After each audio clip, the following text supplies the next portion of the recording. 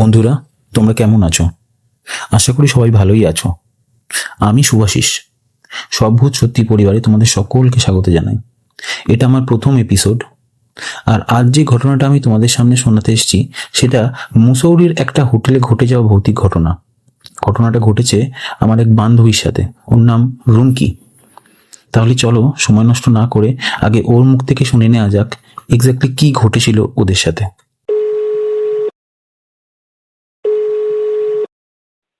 Hello. হ্যাঁ রুমকি, হ্যাঁ। এখন ফ্রি আছো? আমি কালকে অ্যাকচুয়ালি তোমার সঙ্গে যে ঘটনাগুলো নিয়ে আলোচনা হলো আমার, যেগুলো তুমি আমার অডিও পডকাস্টে বলেছিলে করার জন্য, তো সেটা আমি শুনবো।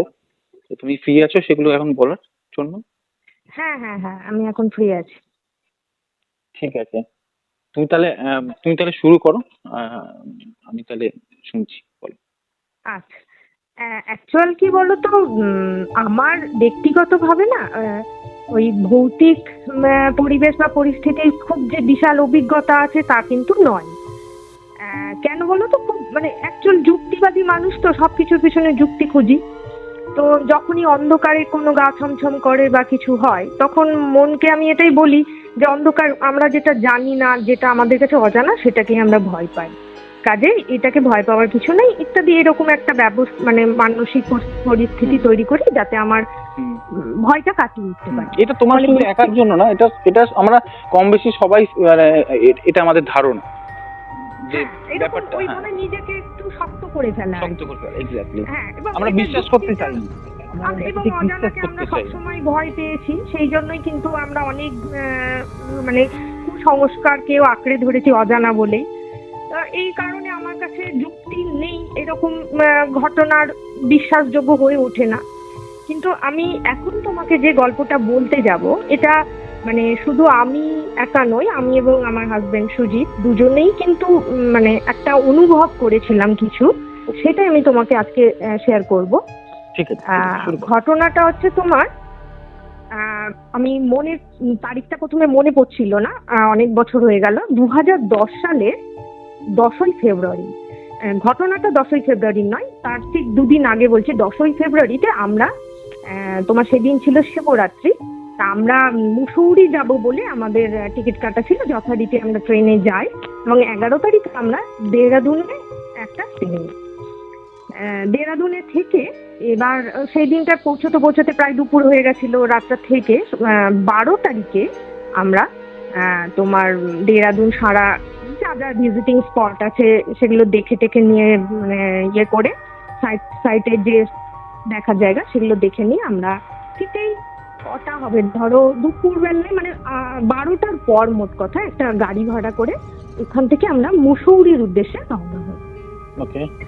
তো পুরো রাস্তাটা সুন্দর, যেরকম ভাবে যায়, মানে আমরা ঘুরতে গেছি, তার মধ্যে আনন্দ উৎসব সবই আছে। ঠিক সন্ধে লাগবে তখন হালকা একটু, মানে পাহাড়, বুঝতে পারছো ফেব্রুয়ারি মাস এমনিতেও সময়টা তাড়াতাড়ি সন্ধে হওয়ার, তারপরে পাহাড়, হ্যাঁ হালকা ঠান্ডা আমেজ। তো মুসৌরিতে যে জায়গায় গাড়িগুলো স্ট্যান্ড করে একটা এলাকা আছে, যেটা ম্যাল রোড বলে, তার থেকে ঠিক এক ধাপ নিচে আর কি একটা জায়গাটা, সেখানে সব গাড়ি গিয়ে ওটাই লাস্ট স্টপেজ। তো ওখানে আমরা যেহেতু নেমে গেলাম, আমাদের নামিয়ে দেওয়ার পরে এবার হোটেল আমাদের ঠিক করা ছিল না, মানে তখন আমরা আগে থেকে হোটেল বুকিং করে যেতাম না কোথাও। এরকম নেমেছি, আর ওখানে তো জানোই বিভিন্ন হোটেলের ইয়েরা থাকে, এজেন্টরা থাকে। তো আমরা নামার পরে একজন ভদ্রলোক এলো, সে জিজ্ঞেস করছিল, তো আমরা বললাম এরকম আমাদের একটা হোটেল লাগবে। তখন সন্ধে অলরেডি হয়ে গেছে আর কি। তো উনি বললেন চলুন, এখানে খুব ভালো একটা বেস্ট হোটেল আছে, আমরা মানে সব দিক দিয়ে আপনার সুইটেবল হবে এরকম হোটেল আমি নিয়ে যাচ্ছি। তোমরা আগে থেকে বুকিং করে যাওনি? না, আমরা তখন মানে পরবর্তীকালে আমরা বিভিন্ন জায়গায় যখন ঘুরতে যাই এখন বুকিং করি, কিন্তু সেই সময় যখন প্রত্যেক বছর যেতাম হোটেল বুকিং করতাম না, এমনি গিয়ে নিজেদের পছন্দ অনুসারে বেছে নিতাম। তো এরকম উনি যখন বললেন, তো বললেন যে উনি আমাদের মালগুলো নিলেন আর কি, আমাদের কিন্তু মাল বহন করতে হয়নি। এবার ওখান থেকে কিছুটা শর্টকাটে একটা ছোট সিঁড়ি আছে, ওটা দিয়ে আমরা ম্যালে উঠলাম। এবার উনি বললেন এই ম্যাল থেকে একটা রাস্তা, গলির মতন একটা রাস্তা আর কি, যেটা পাহাড় ঘুরে, মনে করো একটা পাহাড়ের পাদদেশ দিয়ে ঘুরে রাস্তাটা গেছে, হ্যাঁ ম্যাল থেকে নামছে। নেমে ওই রাস্তাটা হেঁটে মোটামুটি মিনিট 7-8 হবে। যত ভিতরের দিকে যাচ্ছি আমরা দেখছি বেশ শুনশান রাস্তা। আর আমরা একটু মানে একটু নিরিবিলি জায়গায় পছন্দ করি ঘুরতে গেলে, নিজের মতো সময় কাটানো যাবে এরকম।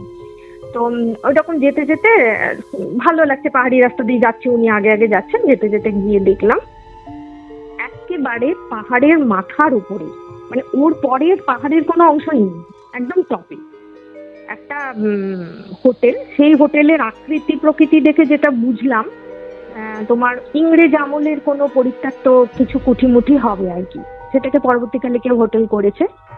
তো সামনে একটা সুন্দর লন, তার মানে পথ থেকে একদম ঘাট এবং অসাধারণ ভিউ। মানে হোটেলটা দেখলে যে কোনো এরকম টুরিস্টের এক কথাই পছন্দ হয়ে যায়। হ্যাঁ, এরকম অনেক হোটেল ওখানে আছে, আমি দেখেছি। খুব সুন্দর। পুরোনো বাড়িগুলোকে একটুখানি রিনোভেট করে নিয়ে, মডারেট করে নিয়ে তারপর এরকম ভাবে পুরো উডেন খুব সুন্দর লাগে, খুব ভালো লাগে, একটু ভীষণ অন্যরকম ফিল হয়। একদম একদম। এবার ওখানে উনি তো আমাদেরকে ছেড়ে দিলেন, এবার ওনার পেমেন্ট নিয়ে উনি চলে গেলেন।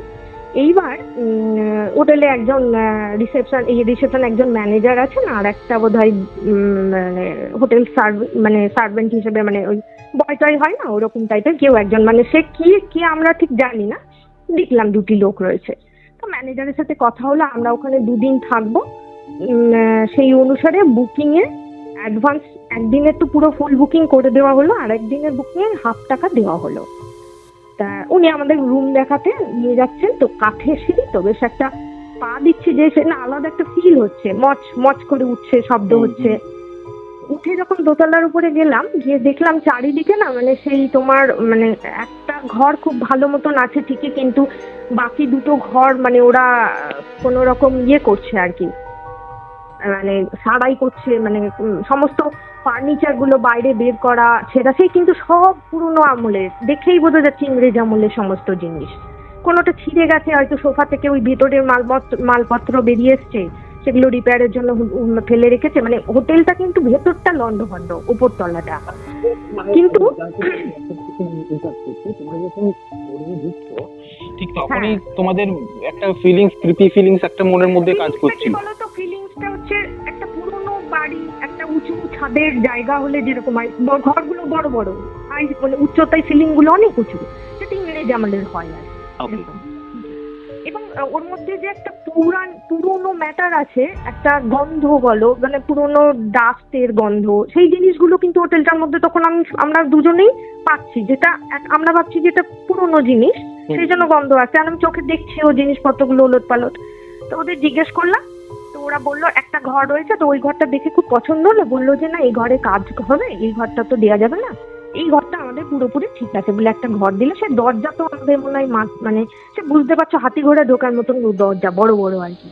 হ্যাঁ, ওপরে আবার কালারিং, সেই আগেকার যুগের গুলো বেলজিয়াম কাঁচ কিনা আমি জানি না, কিন্তু দেখবে চার্চে থাকে না যে কাঁচ, খুব রঙিন কাঁচ, ওইগুলো থাকে এবং স্টাফ করা থাকে, বিভিন্ন জন্তু জানোয়ারের মাথা, স্কিন, এই সমস্ত থাকে অনেক জায়গায়, বিভিন্ন সুন্দর সুন্দর মানে কাজ করা ওরকম দরজা টরজা দেখার মতন।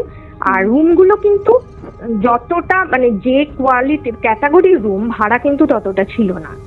মানে ওগুলোর সঙ্গে ধরো একটা বেডরুম, একটা ড্রয়িং রুম, একটা সাজের জন্য আলাদা ঘর, বাথরুমটা মানে বিশাল বড় বাথরুম, সাজানো গোছানো, হ্যাঁ এরকম টাইপের।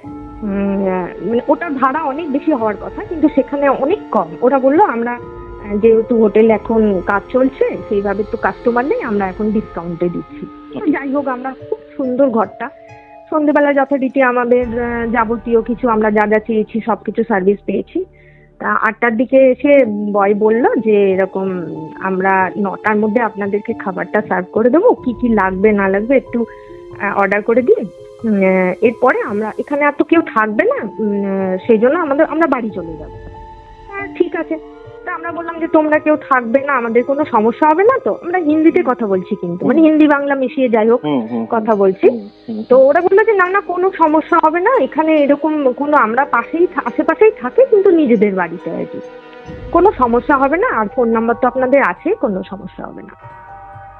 দিয়ে আমরা যথারীতি তোমার ওই 9টার সময় এলো। ওরা যখন উঠছে নামছে না ঘরের ভিতরে, আমরা বসে বসে ওই সিঁড়ি দিয়ে মানে একটা মচমচ আওয়াজ পাচ্ছি।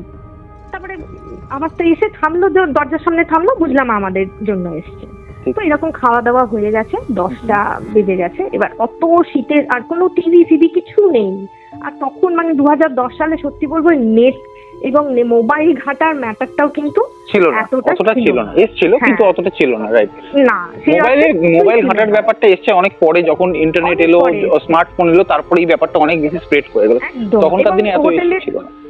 একদম। এবার সেই সময় না হোটেলের এন্টারটেনমেন্টের, ওই হোটেলটা অন্তত এন্টারটেনমেন্টে আমাদের আর কোনো অপশনই ছিল না, যেহেতু টিভি ছিল না। বলে আমরাও দেখলাম আমার ঠান্ডা বেশ ঠান্ডা লাগছে মসৌরিতে। সেপ্টেম্বর এই ফেব্রুয়ারি 10 তারিখ মানে একটু ঠান্ডাই আছে ধরো। তো 10 না 12 তারিখ ফেব্রুয়ারি। তো এবার তোমার 10টা বাজলো। তো আমরা ভাবলাম যে ঠিক আছে তাড়াতাড়ি ঘুমিয়ে পড়ি, সকালবেলা উঠে ওরা বলেছিল সূর্যোদয়টা খুব ভালো দেখা যায় ওদের লন থেকে, তাহলে ওটা দেখবো আমরা, ভোর ভোর উঠবো ক্যামেরায় চার্জ টার্জ দিয়ে। এবার শোয়ার ঠিক আগে হঠাৎ দেখলাম সিঁড়িতে একবার আওয়াজ হলো, ওরকম মানে কেউ এলো, কিন্তু আমাদের দরজায় নয়, কেউ এলো। তো প্রথমে একটু ভয় লাগলো, মানে বুঝতে পারছো তো অত বড় একটা বাড়ি ঘর, ওর মধ্যে চারপাশ সিঁড়ি দিয়ে এরকম চপ চপ করে মানে একটা কিরকম আওয়াজ হয়ে আসছে, কেউ বুঝতে পারছি, অথচ সে কোথায় যাচ্ছে কিছু বুঝতে পারলাম না। মানে তোমরা এরকম দেখতে একটা পাচ্ছ না, আওয়াজ। অথচ ফিল করতে পারছো বাইরে কিছু একটা আমাদের হাঁটা দরজা চলার বন্ধ। আওয়াজ হচ্ছে। হ্যাঁ, আমাদের দরজা বন্ধ। ওকে। এবার কেউ সিঁড়ি দিয়ে উঠছে সেটা বুঝলাম, তো 10টা সাড়ে 10টার দিকে ওটা হবে। তো এবার আমরা ভাবলাম যে তার মানে ওই ওরা কাজ ফাজ ছেড়ে চলে মানে ইয়ে করছে, মেবি সেটাই হয়েছে। আমরা তো দরজা খুলে দেখতে যাইনি যে কে এলো কে গেল, কিন্তু আমাদের জন্য কেউ নয় আর কি, আমাদের দরজায় এসে কেউ দাঁড়ালো না।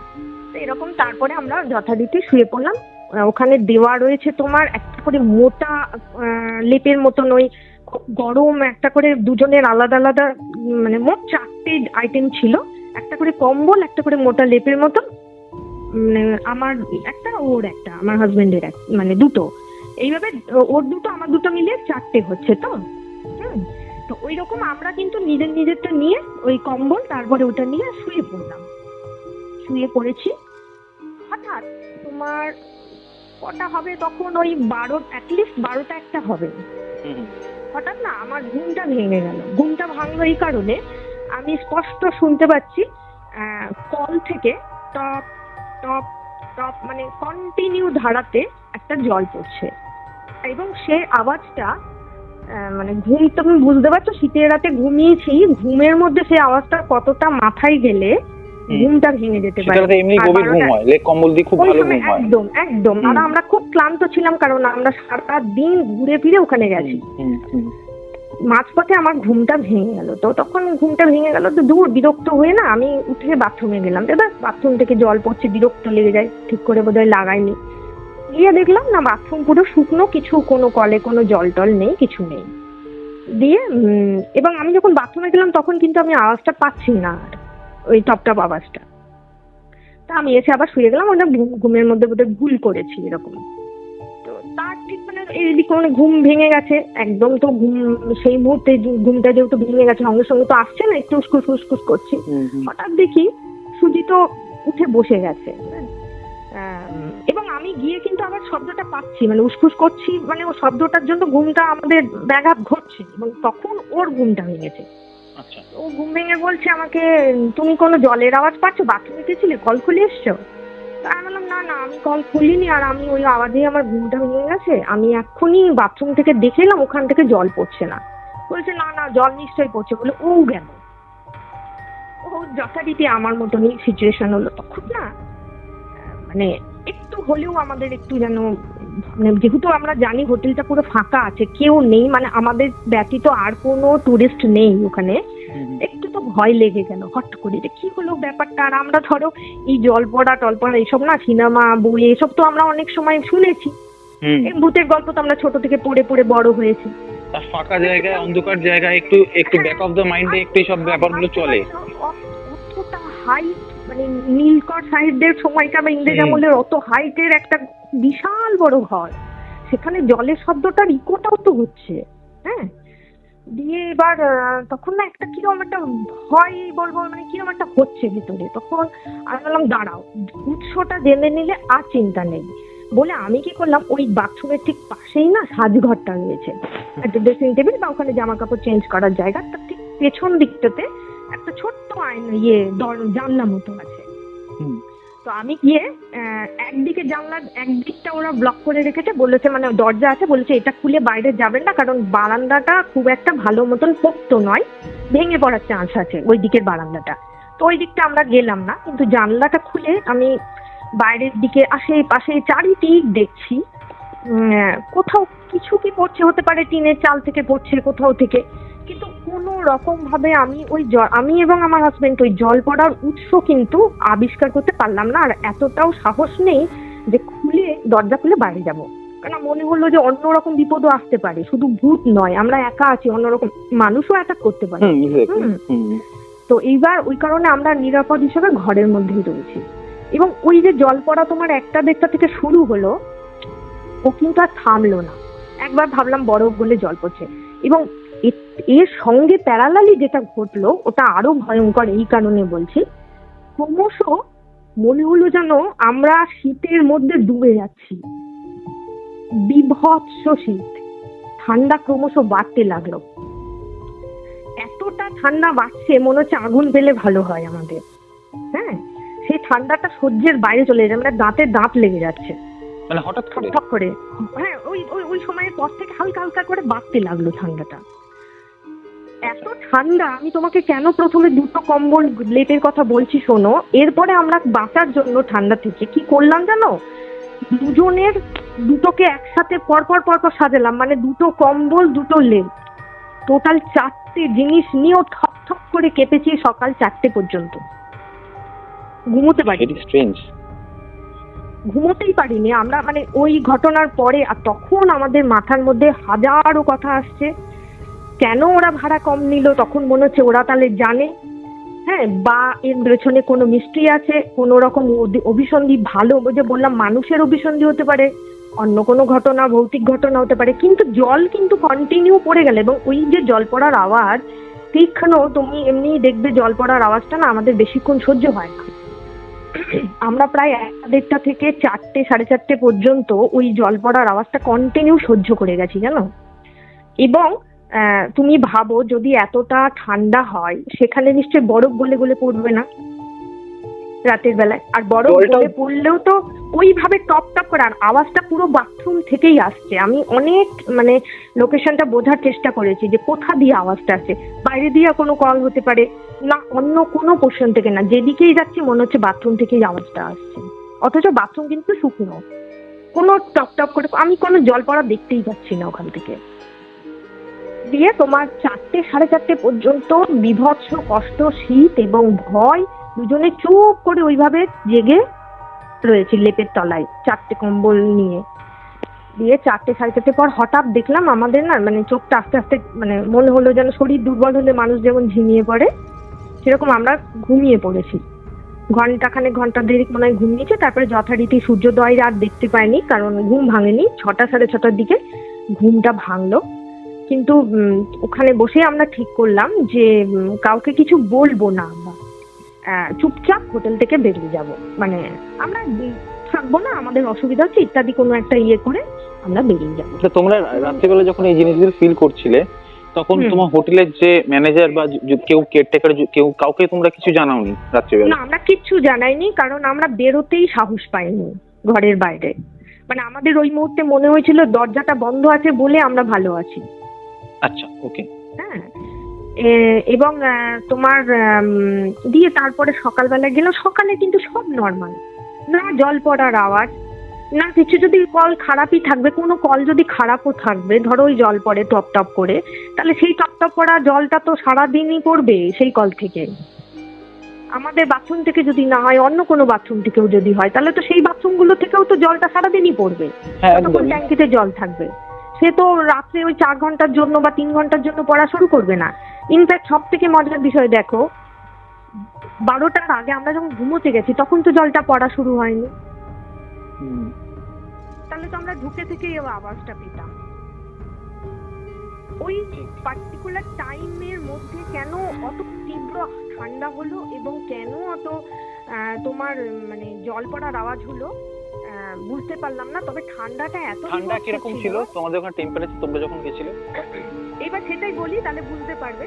টেম্পারেচার তো ওইভাবে মেপে বলতে পারবো না, এত বিভৎস ঠান্ডা ছিল যে আমরা ফিল করেছিলাম ওখানে আমরা পরের দিন থাকলে কিন্তু বাঁচবো না, বুঝলে তো, মানে আমাদের অসুস্থ হয়ে পড়তে হবে। তো আমরা নিচে সকালবেলায় যাই হোক ওদের একটা ব্রেকফাস্ট খেয়ে নিলে ওদের কাছ থেকে। না আমি ওই সেদিনকে পার্টিকুলার ওই ঘরের টেম্পারেচারের কথা বলছি না, আমি নর্মালি মুসৌরিতে Normal ঠান্ডা temperature পড়ে। দেখো, আমি তো হ্যাঁ মুসৌরিতে ঠান্ডা পড়ে, হ্যাঁ, এবং আমরা ধরো আমরা তো 10টা পর্যন্ত জেগেও ছিলাম, 10টা 10:30 কি 11 ওরকম টাইম পর্যন্ত জেগেও ছিলাম, ঘুমোইনি। তখন তো আমরা নর্মাল নিজেদের যেমন মানে ঘুমোনো তেমনই ঘুমিয়েছি। মানে তখন ঠান্ডা কিন্তু ছিল আমাদের বাট ওটা সহ্য করা যাচ্ছিল কিন্তু। সহ্য করার মতো, দেখো ঠান্ডা যে একদম ছিল না সেটা তো বলা বোকার মতন হয়ে যাবে, কারণ মুসৌরি গেছে ঠান্ডা পাবো না সেটা হতে পারে না। ইনফ্যাক্ট আমরা উইকট ওই কটসুলের যে আমাদের থার্মোকটের যে জামা প্যান্ট গুলো হয় আর কি, হ্যাঁ, হ্যাঁ, হ্যাঁ। ইনার গুলো, আমরা কিন্তু দুজনে ওইটা অলরেডি পরেও ছিলাম, ওইগুলোর উপরেই আমরা 4খানা লেপ নিয়েছিলাম শুধুমাত্র ঠান্ডা থেকে বাঁচার জন্য। তো এইবার মানে সে বিভৎস কাঁপুনি তুমি কল্পনা করতে পারবে না সে কি ঠান্ডা। দিয়ে পরের দিন সকালে ওদের রিসেপশনে আমরা বললাম যে দেখুন এরকম খুব ঠান্ডা, এত ঠান্ডা আমরা সহ্য করতে পারছি না, আমরা হোটেলটা চেঞ্জ করবো, এটা আমরা কজ দিয়েছিলাম। তো ওরা কিন্তু আমাদের যে অ্যাডভান্সে 50% ছিল ওটা আমাদের রিটার্ন করে দেয়। এবং এইবার তোমাকে বলি যে ওই ঠান্ডার সঙ্গে এই ঠান্ডার পার্থক্য দেখো। পরের দিন সকাল সকাল আমরা ম্যাল রোডের একদম প্রপারে, আমরা মানে ইন্টেরিয়ারে যাওয়ার কথা ভাবলামই না, একটা কাঁচের জানলা মানে দরজাওয়ালা রুম, একটা ছোট রুম ভাড়া করলাম হোটেলে। তা এবার তুমি বলো, আমরা তো ছিলাম ইংরেজ আমলের মোটা দেওয়ালের উঁচু ছাদের একটা ঘরে, হ্যাঁ, আর এখন আমরা রয়েছি যেখানটায় সেটা হচ্ছে একেবারে রোডের দিকে, পুরো দেওয়ালটাই কাঁচের। আর দুটো দেওয়াল অন্য ঘরের সঙ্গে একটা মানে কাঠের বা কিসের আমি জানি না, যাই হোক সেই ঘরেও তো আমরা পরের দিন রাত্রেবেলায় থেকেছি নিশ্চিন্তে। ওই আমাদের তো অত ঠান্ডা লাগেনি, নর্মাল একটা ওই থার্মোকটের ইয়েগুলো পরে তার উপরে মোটা লেপ নিয়ে ঘুমিয়ে গেছি। ওই ঠান্ডা তো আমাদের ওইখানে লাগেনি। একই তো জায়গা, একই মানে তুমি যদি প্যারালালি একটা মানে দাগ টানো তাহলে আমি বলবো যে আমরা যে উঁচু মানে উপরে ছিলাম সেটারই ঠিক প্রায় নিচের দিকে আমরা এসেছিলাম। সে হাইটটা কত হবে, খুব বেশি না, সে যতই কম হোক মোটামুটি খুব বেশি তো মানে কম বা বেশি হবার কোনো জায়গা নেই এখানটাতে, জায়গা নেই না। তো এইবার আমরা পরের দিন তখন ফিল করলাম যে তাহলে নিশ্চয়ই ওখানে কিছু একটা সমস্যা ছিল, নাহলে সেই ঠান্ডা তাহলে আমাদের তো দ্বিতীয় দিনও আমাদের যদি সহ্য ক্ষমতায় না থাকতো, মনে করো মাঝরাতের ঠান্ডাটা আমরা সহ্য করতে পারি, তাহলে তো আমাদের নেক্সট দিনটাও ওইভাবেই কাটতো। আমরা তো নেক্সট দিনটা মুসৌরিতেই কাটিয়েছি, এবং শুধু ওইটা না পরের দিনটাও কাটিয়েছি, 3 দিন কাটিয়েছি মুসৌরিতে। কিন্তু পরের দুটো দিন তো আমাদের কোনো শারীরিক কষ্ট হয়নি, কোনো ঠান্ডা ফিল হয়নি, কিচ্ছু মানে যে ঠান্ডাটা নর্মাল 5টা মানুষ ফিল করেছে আমরাও সেটাই ফিল করেছি। যা নর্মাল পোশাকের মধ্যে আটকানো সম্ভব হয়েছে সেইটা সেই রকম ভাবেই আটকে গেছে। দিনের বেলায় তো একটা সোয়েটার পরেই ঘুরেছি। তার মানে কিছু প্রবলেম ছিল ওই জায়গাটাতেই, কিছু ইস্যুস ছিল হয়তো। তোমরা হয়তো এটাও হতে পারে যে তোমরা বেরিয়ে এসছো সেদিনকে বলে হয়তো তোমরা হয়তো প্রত্যক্ষ করতে পারোনি, হয়তো আরেকদিন থাকলে হয়তো বা তার থেকে বাড়তে পারতো, কারণ এগুলো তো প্রথমে এই ব্যাপারগুলো ঘটার আগে আমি যতটুকু শুনেছি এগুলো ইন্টিমেশন দেয় মানে চলে যাওয়ার জন্য। যদি না হয় তখন আবার হ্যাঁ এক্স্যাক্টলি হয়তো অন্য কিছু হতে পারতো, একদিকে হয়তো তোমাদের ভালোই হয়েছে ব্যাপারটা। হ্যাঁ, আমরা না রিস্কটা নিতে চাইনি আর কি, কারণ আমাদের মনে হয়েছিল আমরা তো ঘুরতে এসেছি, এখন কোনো কিছু কারোর দুজনের একজনের কোনো কিছু হয়ে গেলে দ্বিতীয়জন কি করবে ওই রকম একটা প্লেসে, হ্যাঁ। তা সেই জন্য আমরা অত রিস্ক নিইনি এবং সকালে কাউকে কিছু বলিও নি আমরা ম্যাটারটা। মানে এমনকি দ্বিতীয় হোটেলে গেছি সেখানেও বলিনি যে প্রথম, ওখানেও বলেছি উপরে খুব ঠান্ডা তো সেই জন্য আমরা নিচে এসেছি, এইটুকুনি বলেছি শুধু। তো যাই হোক পেয়েও গেলাম, কোনো অসুবিধা নেই। পরবর্তী যে 2 দিন আমরা আরো মুসৌরিতে ছিলাম কোনো সমস্যা হয়নি, কিছু হয়নি।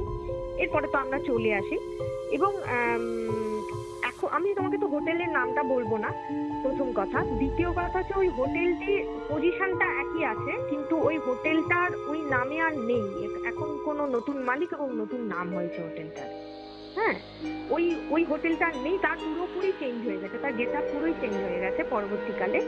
কারণ আমি অনলাইনে ওই লোকেশন দিয়ে আমি ট্রেস করেছিলাম, কিন্তু নাম ফাম সমস্ত কিছু, তার লুক সবকিছু বদলে গেছে।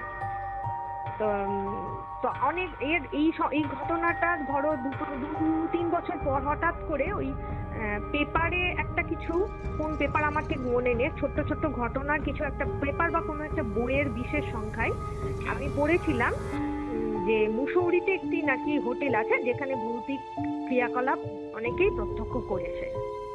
আচ্ছা, মানে আমার তুমি idea পেপারটা হলো- দেখেই লোকেট করতে পারলে যে হ্যাঁ তোমরা যে জায়গাটাতে গিয়ে থেকেছিলে। না না না, ওই জায়গাটা ওখানে উল্লেখ করা ছিল না। মুসৌরিতে একটি হোটেলে ভৌতিক মানে উপস্থিতি বা ভৌতিক পরিবেশের সন্ধান বা এরকম একটা কিছু হেডিং ছিল। মুসৌরির একটি হোটেল বলে লেখা ছিল, নাম ছিল না হোটেলটার। হ্যাঁ। পার্টিকুলার ওই হোটেলটা কিনা এটা শিওর নয়, বাট তোমরা না, অ্যাজাম করছো না, যে ওটা হতে পারে। মুসৌরিতে, হ্যাঁ, আমি তখন আমার মনে হলো যে মেবি হয়তো এই হোটেলটাই সেই হোটেলটা যেটা আমরা ফিল করেছি, হয়তো আরো অনেকে ফিল করেছে, তারপরে বিষয়টা বাজারে এসেছে, বাইরে এসেছে। হ্যাঁ, হতে পারে। এবার এইটার পিছনে তো কোনো যুক্তি নেই, আমি তো এটা মানে একদম তোমাকে 100% নিশ্চিত হয়ে তো এটা বলতে পারবো না যে এইটাই কারণ, সেটা আমি বলতে পারবো না। কিন্তু অনেক যুক্তির পিছনে আমরা একটা না একটা মানে কারণের পিছনে যুক্তি ঠিক কিছু না কিছু পাওয়া যায়, কোনো না কোনো অ্যাঙ্গেল পাওয়া যায়। কিন্তু আজও এই মুহূর্তে যে এখন তোমার সঙ্গে আমি কথা বলছি, যখনই আমি ভাবি আমি কিন্তু কোনো অ্যাঙ্গেল দিয়ে এই যুক্তিটাকে কিছুতেই সাজাতে পারি না।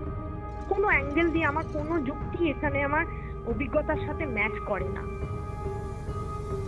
আমি কিছুতেই মানে আমার ম্যাচ তখন করার বিষয়ও নয়, না, আমি কিন্তু আর তখন না, এগুলো মনে হয় যে সবার ওই সাথে সমানভাবে একটা ঘটেও আছে। না। এগুলো সবার সাথে সমানভাবে ঘটেও না, কারণ আমি আজকে চাইলাম ভূত দেখবো, আজকে আমি ভূত দেখতে পারবো না। আজকে আমি চাইবো যে হয়তো এরকম হতে পারে যে তোমরা যে জিনিসটা ফিল করেছো, আমি হয়তো সেম হোটেলে যদি পরের দিন গিয়ে থাকতাম আমি হয়তো কিছুই ফিল করতে পারতাম না। এটাও হতে হতেই পারে। পারে, হতেই পারে, বা অন্যরকম কিছু অনুভূতি হতে পারতো। হয়তো আমরা ওই জল পড়া এবং ঠান্ডাটা অনুভব করেছি, তুমি গেলে হয়তো অন্য কিছু ফিল করতে। হ্যাঁ, আবার নাও পারতাম, সেটাই বলছি। নাও পারতে, হ্যাঁ, নাও হতে পারে, কারণ আমরা এত ঘুরে প্রত্যেক বছরই ঘুরতে যাই, বিভিন্ন ইন্টেরিয়রেও যাই, কিন্তু কখনো বলতে নেই ঈশ্বরের কৃপায় বলো বা যাই বলো, কখনো কোনো রকম সমস্যায় তো পড়িনি, বা এরকম কোনো অভিজ্ঞতা আমার জীবনে অন্তত ঘটেনি। এই প্রথম, এই শেষ এখনো পর্যন্ত। হ্যাঁ, তো কি বলবো, এটা যুক্তি তো নেই কিছু। এটাকে তুমি ভাবতেই পারো যে কিছু একটা কারণ হয়তো ছিল এর পেছনে।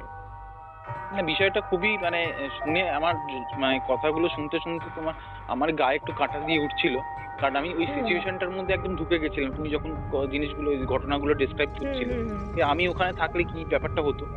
হ্যাঁ, তো সত্যি বা এটা আমাদের খুবই সাথে হয়তো আরেকটা পরিবার থাকলে আমরা আরেকটু সাহস দেখানোর চেষ্টা করতে পারতাম। এটা সেটা পারিনি, তার কারণ আমি জানি পুরো হোটেলটা মানে ভেতরে একটাই পরিবারে মানে দুটি মানুষই আমরা আছি। মানে ওই মুহূর্তে ওটাই আমাদের মনে হয়েছিল যে এটাই বুদ্ধিমানের কাজ, যেখানে আছি সেখানেই বসে থাকি, তার বাইরে কিছু অ্যাক্টিভিটিস আমরা করার চেষ্টাও করিনি। মনে যে হয়নি তা নয়, একবার মনে হচ্ছিল দরজা খুলে গিয়ে দেখি ওই যে ঘরটা বন্ধ আছে, যেটা ওরা সারাই করবে বলে তালা লাগিয়ে রেখে দিয়েছে, সেই ঘরটা কেমন সেটা দেখার যে ইচ্ছা হয়নি তা না। এবং তুমি জানো তো, পরিবেশটাই একটু রহস্য ছিল, অদ্ভুত একটা ফিল ছিল ওখানে। হ্যাঁ, এরকম থাকে, এরকম হয়। এবং আমি একটু আগেই বললাম যে এগুলোর পার্টিকুলার কোনো দিন বা ক্ষণ হয় না। হয়তো তোমরা যেদিনকে গেছিলে হয়তো এই ব্যাপারগুলো সেদিনকেই হওয়ার ছিল এবং তোমাদের সাথেই হবার ছিল, সেই জন্য এই জিনিসগুলো ঘটেছে। হয়তো তোমরা আর একদিন থাকলে এর থেকে বেশি হতে পারতো, আবার নাও হতে পারতো। এবং তোমরা যখন থেকে বেরিয়ে আসতে পেরেছো, জানবে এটাও কিন্তু ডেস্টিনি। তোমরা চাইলে কিন্তু আর একদিন ওয়েট করে যেতে পারতে, কারণ তোমরা কিন্তু ওখানে ঘুরতে গেছিলে আর তোমরা কিন্তু ডাইরেক্টলি কিছু দেখোনি সেদিনকে, তাই তোমরা চাইলে আর একদিন স্টে করতেই পারতে। কিন্তু তোমরা যে আমরা যেখানে মুসৌরিতে পরবর্তী আরো 2 দিন ছিলাম, হ্যাঁ, কিন্তু তোমরা যে বেরিয়ে এসেছো সেটা কিন্তু অনেক বেশি তোমাদের কাছে মানে ফ্রুটফুল হয়েছে ওই সময়। এবং ওরা কিন্তু বিনা বাক্য ব্যয়ে আমাদের অ্যাডভান্সের 500 টাকা দেওয়া ছিল, সেই 500 টাকাটা কিন্তু ওরা আমাদের অ্যাডভান্সে দিয়ে দিয়েছিল, ফেরত দিয়ে দিয়েছিল আমাদের। কিন্তু টাকাটা ওরা একবারও প্রশ্ন করেনি যে দেবো না বা আপনারা ঢুকেছেন বলেছেন ইত্যাদি, কিচ্ছু বলেনি। আমরা বলাতেই কিন্তু ওরা সঙ্গে সঙ্গে টাকাটা দিয়েও দিয়েছে। এবার ওদের কোনো অনুভূতি আছে কিনা, ওরাও হয়তো ব্যবসার খাতিরে চুপ করেছিল কিনা জানি না, কারণ সেই মানুষগুলোও এখন হয়তো আর এখানে নেই, কারণ হোটেলটাই পুরোপুরি পরিবর্তন হয়ে গেছে এখন।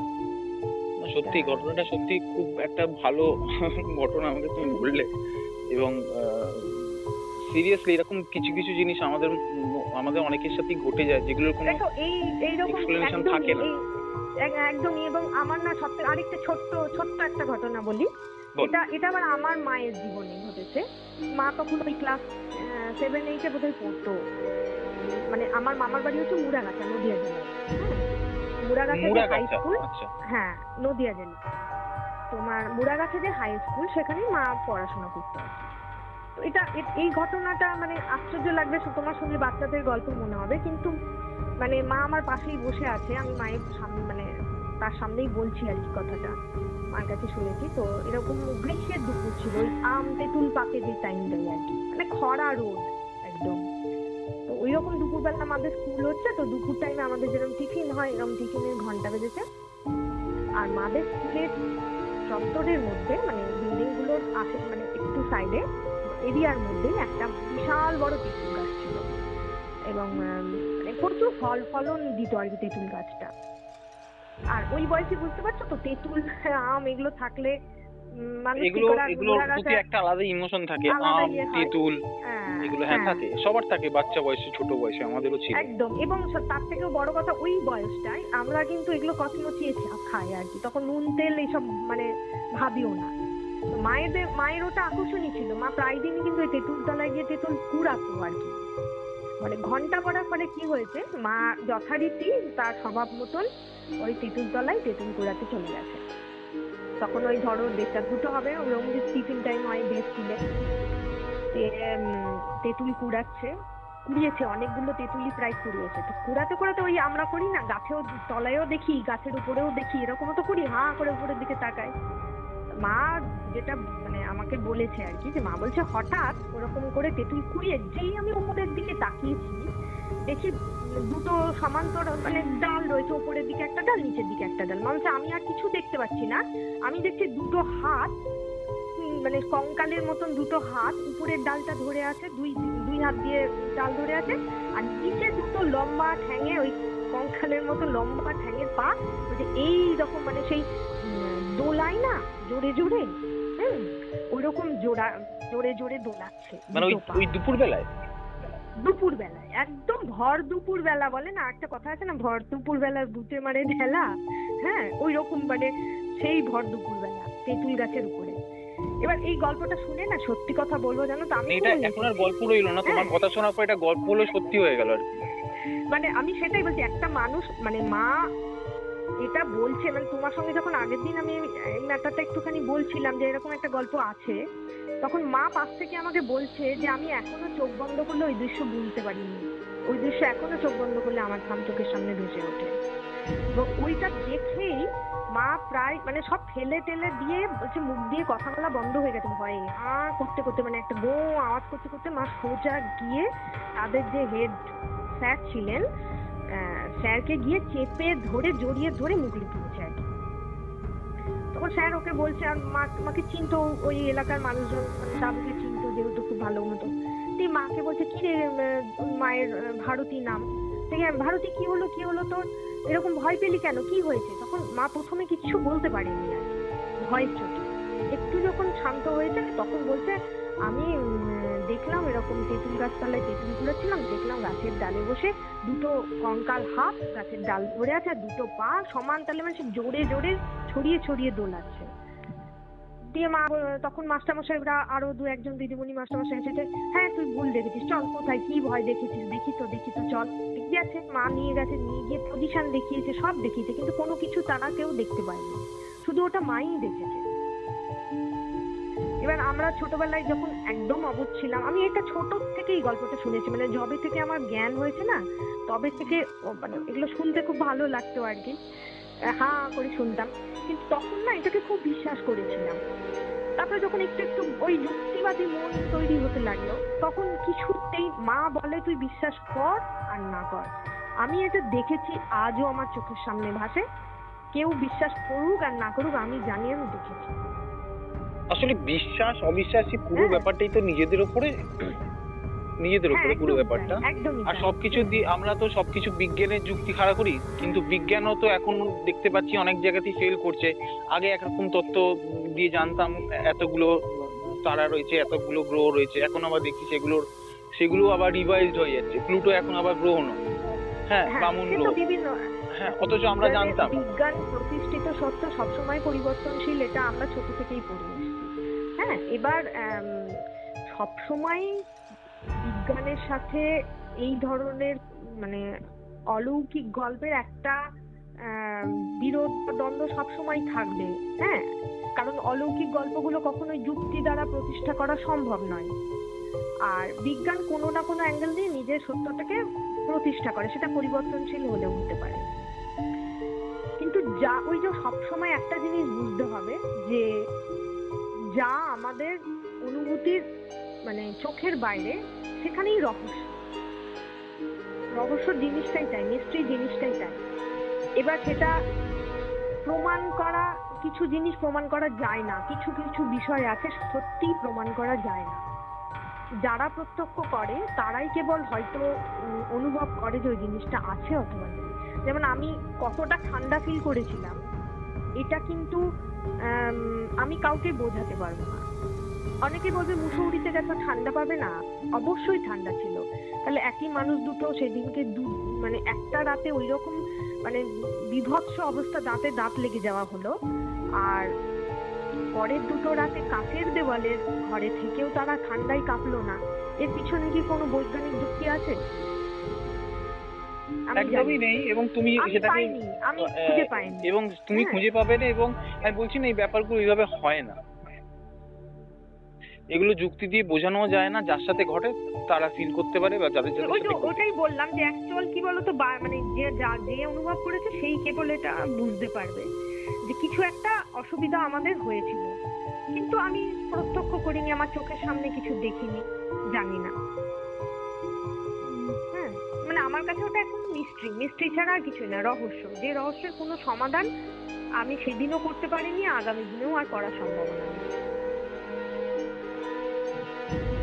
ভাল লাগলো গল্পটা শুনে, দুটোই আমার কাছে খুবই ভালো লাগলো। শ্রোতা বন্ধুদের কাছে কিরকম লাগবে আমি জানি না। অবশ্যই শ্রোতা বন্ধুদের কাছে এটা রিকোয়েস্ট থাকবে যে গল্প দুটো শুনে তারা যেন কমেন্টে জানায়, এবং ভালো লাগলে অবভিয়াসলি যেন লাইক শেয়ারটা করে অন্তত। আর অবশ্যই আমার চ্যানেলটা যেন সাবস্ক্রাইব করে নেয়। আর রুমকি, তোমাকে, হ্যাঁ, তুমি কি একটু একটা বলতে যাচ্ছিলে, সেটা বলো। আমি বলতে যাচ্ছি, আমিও প্রার্থনা করি সবার ঈশ্বরের কাছে যে তোমার এই উদ্যোগ সার্থক হোক। Thank you.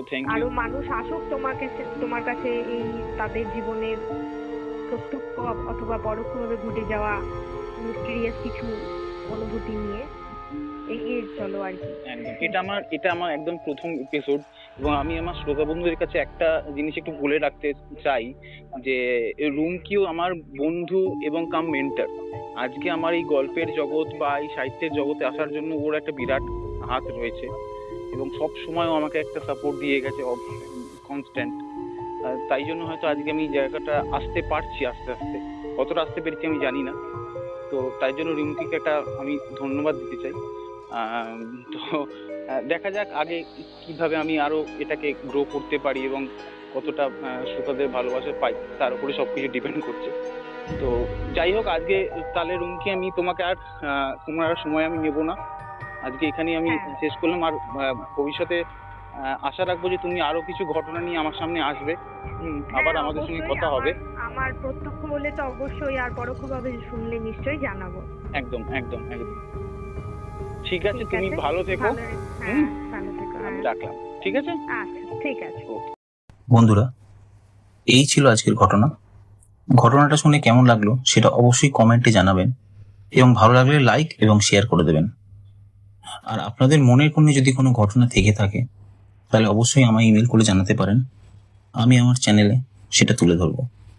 ঘটনার সাথে আপনার নাম এবং ফোন নাম্বার অবশ্যই লিখতে ভুলবেন না। আজ তাহলে এই পর্যন্তই। শুভরাত্রি।